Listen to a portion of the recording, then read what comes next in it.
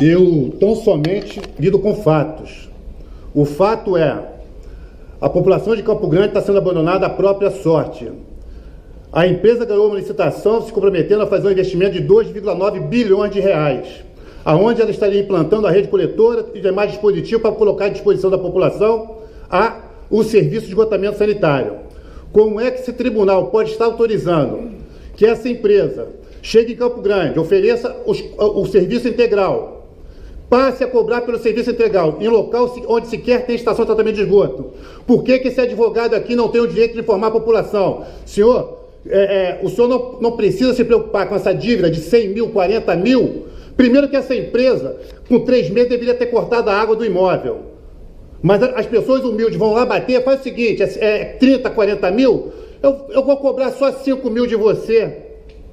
Parcelar, você dá uma entrada de 17%, eu vou parcelar. Uma dívida que é de um morto, de uma pessoa que não era essa pessoa, que era o antigo usuário. As pessoas se sacrificam para poder pagar. Como é que eu vou permitir que essas pessoas... E outra coisa, eu jamais entrei jamais que eu digo, nessa situação. Entrei uma única vez lá, cobrando deles lá que apresentasse esse documento que eles diziam que existia, autorizando a utilização das galerias.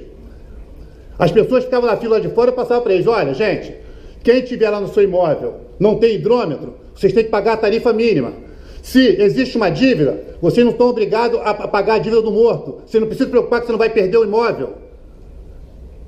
O hidrômetro não pode ser cobrado. Então, somente eu passei a divulgar as sumas dos senhores. Qual é o crime que eu estou cometendo? A partir do momento, a pessoa vai falar: você está fazendo captação de clientela. Eu não necessito fazer captação de clientela. Nasci pobre e vou morrer pobre.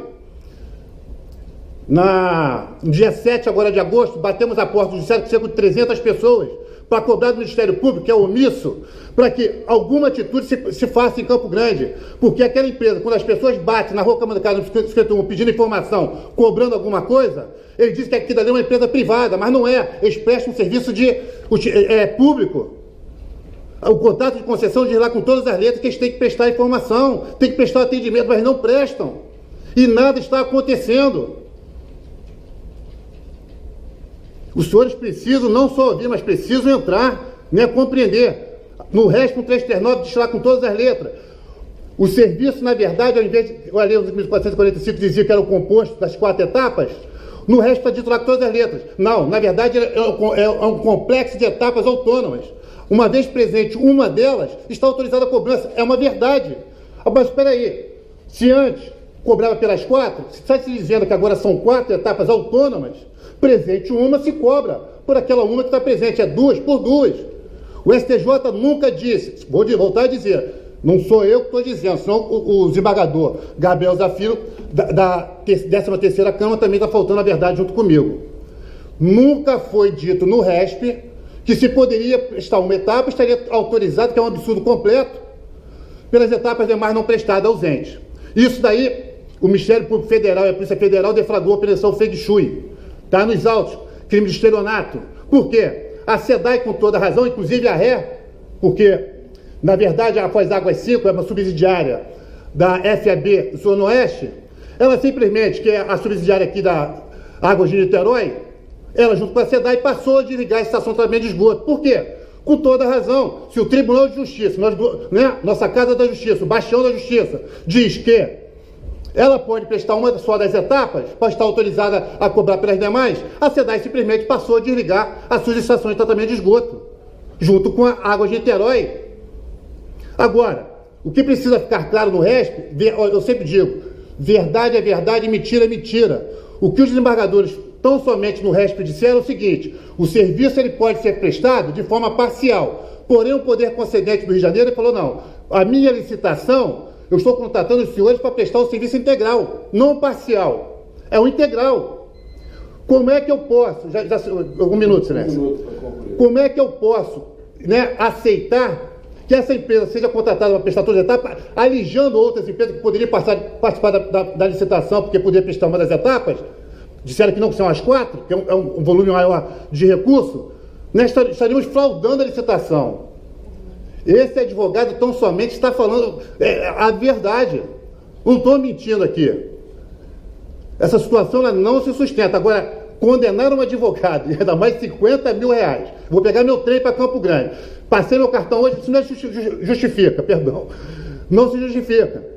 Mas a gente vê condenações aí de 1.600 em Campo Grande, por valores irrisórios. Aí quando o advogado resolve tomar uma atitude que o Ministério Público nada faz, o Poder Judiciário também, por sua vez, não reconhece o erro, não vamos mudar entendimento, não. Tem que reconhecer o erro, porque isso nunca foi dito no RESP. Aí o advogado tem que ser tolhido. E o que é que eu vou fazer se eu continuo falando as mesmas coisas? Estou aqui falando as mesmas... Eu vou receber mais um processo? Bati as portas do judiciário falando as mesmas coisas e vou continuar falando as mesmas coisas? Vai ser aumentado meu dano moral? Porque eu vou continuar falando as mesmas coisas porque eu sou advogado? Doutor. Obrigado, excelência. Agradeço. Nada. Obrigada, doutor. É uma demanda indenizatória e ela preliminar de defesa, onde eu estava método está a preliminar. Da preliminar de unidade de processamento de defesa. Reposto dos autos.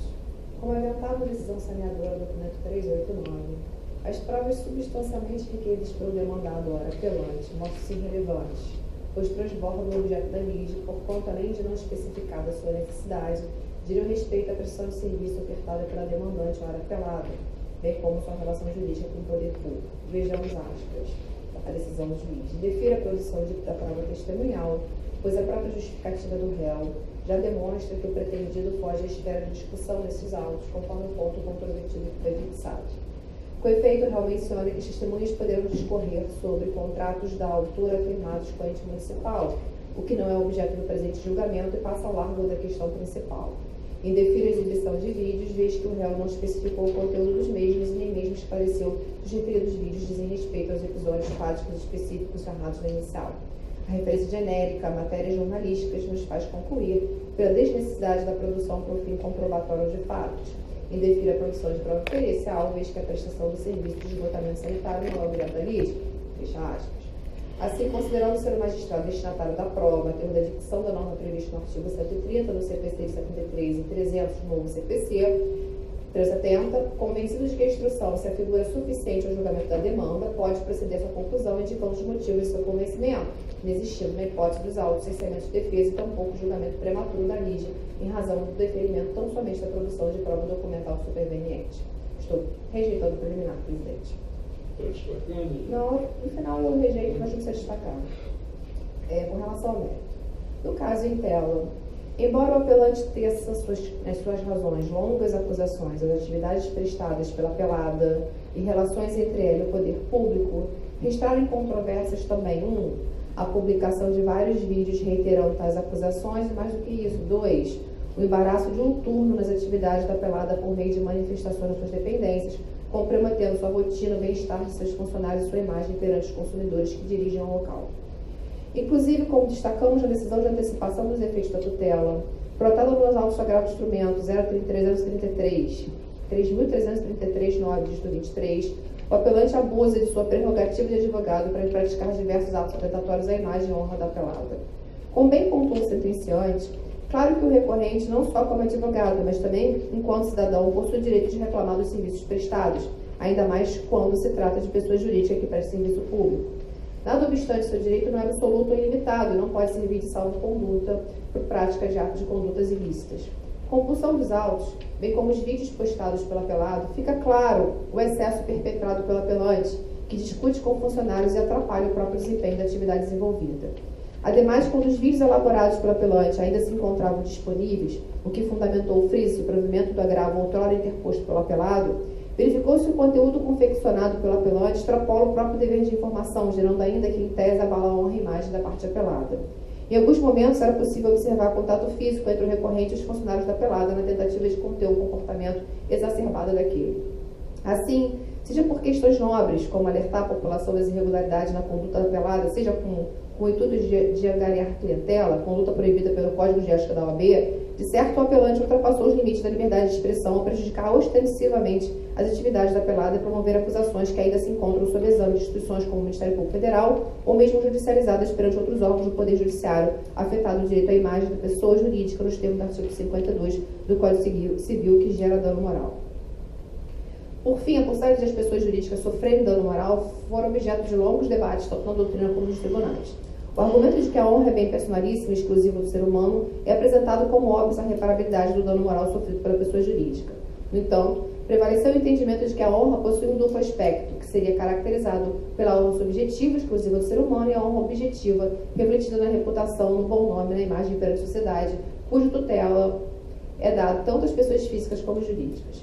Cumpre ressaltar que a pessoa jurídica, apesar de não possuir alguns direitos que são inerentes à condição humana, como a integridade física e psíquica, é titular de direitos de personalidade, que deverão ser tutelados nos termos do artigo 52 do Código Civil. Aplica-se às pessoas jurídicas no que couber a proteção do direito à personalidade. Tal entendimento orientou ainda o egrégio Tribunal de Justiça na edição da súmula 227, que parece ter pacificado a questão dos tribunais. Súmula, a pessoa jurídica pode sofrer dano moral, fecha aspas. Superada, portanto, a discussão quanto à possibilidade de a pessoa jurídica sofrer dano moral. No caso em comento, foram descritas circunstâncias que abalaram a honra objetiva da pessoa jurídica, como destacou o sentenciante. Vejamos aspas.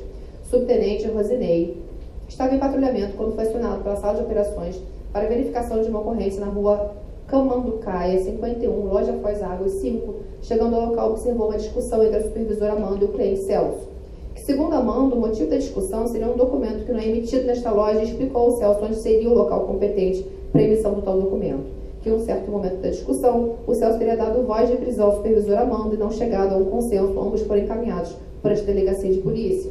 Folhas 43/44, fecha aspas.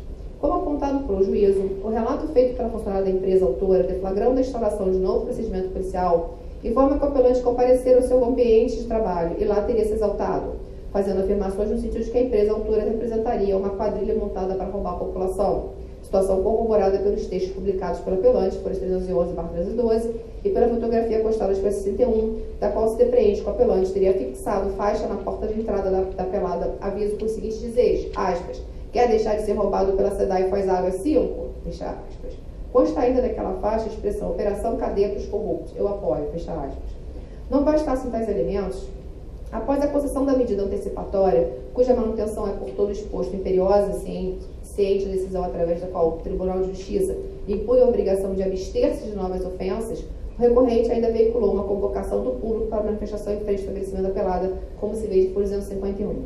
Reitera-se, como frisou o sentenciante, que não se nega o direito do apelante de qualquer outro cidadão a opor-se à atividade desta ou de qualquer outra empresa, contudo, no caso dos autos, sob justificativa de que exercia atividade própria de advogado, o recorrente atuou em claro abuso de direito, violando o direito à personalidade da apelada, mais especificamente o direito à imagem e à honra objetiva. Por fim, necessária a análise do ponto compensatório, razão da última irresignação do apelante. Como presidente, na realidade, eu estou mantendo a demanda indenizatória e trago os meus colegas apenas no ponto indenizatório. Diante dos fatos que eu narrei, o juiz fixou o dano moral em R$50 mil.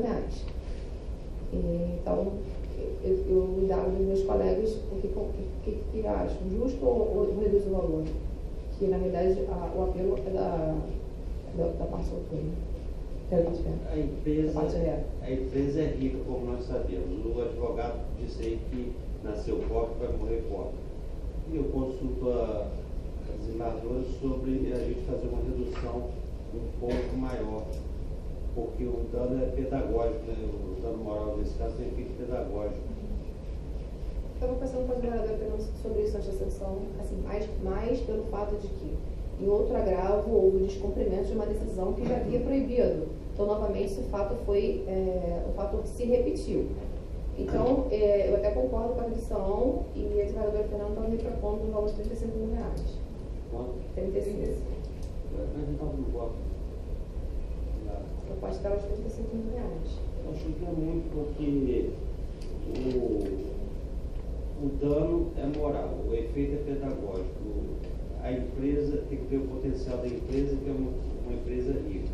O advogado disse na tribuna que nasceu pobre vai morrer pobre, então atualmente deve ser pobre. Quem sabe que uns 10 mil, então, não seria. Eu acho 30 mil? Eu acho muita coisa. Nós vimos aqui um caso do Santander que negou um plano de saúde a uma senhora com câncer, o juiz deu 10 mil. Qual foi a orientação, então? Qual foi a orientação? Todo mundo participou do tratamento? Isso pode chegar a um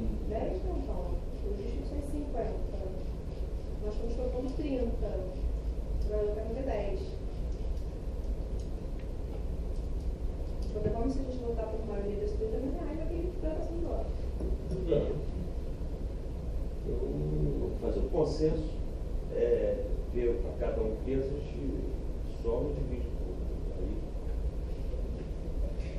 Bom, desembargador Marcinho. Eu participei no dia do julgamento feito depois. Ele fala o seguinte, eu participei. Após votar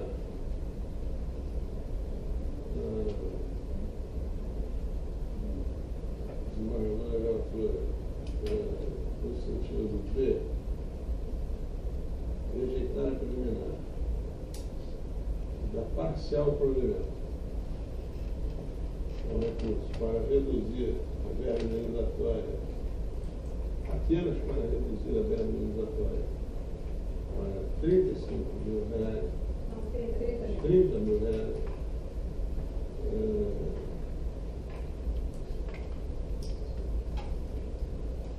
Eu fui acompanhar, assim, votou o desembargador Peterson,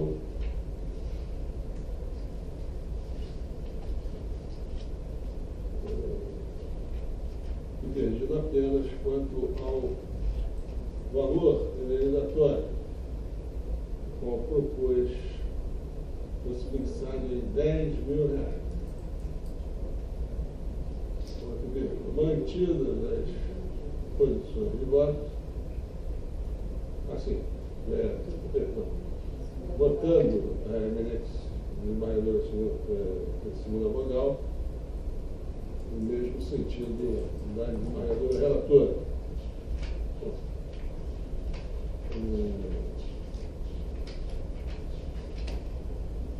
Mantidas as posições de voto, em complementação do julgamento, pediu vista dos autos do desembargador Mário Assis Gonçalves, declarando aguardá-la o desembargador Fernando Foch. Por enquanto é o resultado. Obrigado, doutor.